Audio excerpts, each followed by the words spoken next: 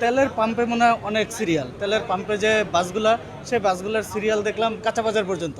যার কারণে আমার মনে হয় যে এখানে গাড়ির সংকট আসলে তেল ভরতে না পারার জন্য, এটা আমার কাছে মনে হয়েছে।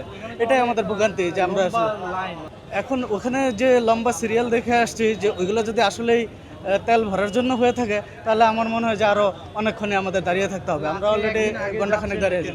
কতক্ষণ ধরে আসলে দাঁড়িয়ে আছেন? আমি 20 থেকে 25 মিনিট যাবত ওয়েট করতেছি টিকিটের জন্য। আমি ময়মনসিংহ যাচ্ছি। করছেন কিনা? ভোগান্তি তো এখন বোঝা যাবে না, হাইওয়েতে কী অবস্থা সেটা পরে বুঝতে পারবো। এখন পর্যন্ত নিয়মতান্ত্রিকভাবেই টিকিট দিচ্ছে, এবং এখানে যে আপনার একটা ব্যানার আছে যে অতিরিক্ত ভাড়া নেওয়া হচ্ছে না, মেবি তাই অতিরিক্ত ভাড়া বোধহয় নিচ্ছে না। আগামীকাল থেকে তো ছুটি, আজকেই চলে হ্যাঁ, আজকে মানে কি আমাদের হাফ ডে পরে ছেড়ে দিয়েছে অফিস থেকে। না, কোনো ভোগান্তির শিকার হয়নি। আমরা আসার মাত্রই টিকিট পাইছি। তো আমরা 3:30টার টিকিট পাইছি। এখন 1 ঘন্টা এখানে ওয়েট করবো আর কি। আচ্ছা, কোনো টিকিটের টাকা বেশি রাখা হয়েছে? না, এবার টাকা এবার আমরা মানে ন্যায্য ভাড়াটাই নিচ্ছে তারা আর কি। আমরা প্রায় 6 মাস পরে আর কি বাড়িতে যাচ্ছি। কেমন লাগে পরিবারের সাথে visit করা? অবশ্যই ভালো, কারণ যাচ্ছি তাদের সাথে অনেকদিন পর দেখা হবে, গ্রামের অনেক লোকদের সাথে দেখা হবে। ভাড়াটা মনে হয় যে আগে ছিল মনে হয় 220 টাকার মতো, এখন 300 টাকা আর কি আছে ঈদ উপলক্ষে। কোনো সমস্যা হচ্ছে কিনা? সমস্যা বলতে গেলে ইউনাইটেড ওইটা তো টিকিটের সিরিয়াল অনেক লম্বা, তো ওখানে তো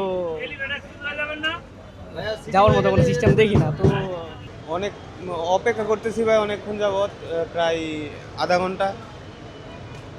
ঈদ যাত্রা বলতে ভাই প্রতি বছরই তো এরকম ভিড়ের মাঝে যাওয়া হয়। হ্যাঁ, এবার রাস্তাতে সিকিউরিটি খুব ভালো, রাস্তার মোড়ে মোড়ে জায়গায় জায়গায় পুলিশ খুব ভালোভাবে সিকিউরিটি দিচ্ছে। নিরাপদ আছে? জি জি, এবারের রাস্তা খুব নিরাপদ।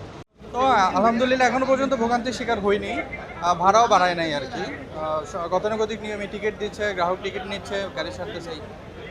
কোনো ভোগান্তি না, আপাতত পর্যন্ত না, সব কিছু স্বাভাবিক আছে। আমরা অনেক পাম্পে তেল পাচ্ছি না, আর ভাড়া কোথাও বেশি নেওয়া হচ্ছে না, যা ভাড়া আছে ঠিক সেই ভাড়াটাই নেওয়া হচ্ছে।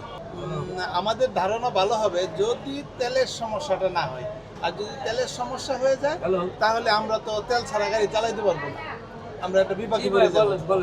যেমন সকাল থেকে তেলের জন্য আমার এক গাড়ি বন্ধ, এখন কোনো রকম কোথাও থেকে অনেক জায়গা থেকে এনে টাঙ্কিটা করছে।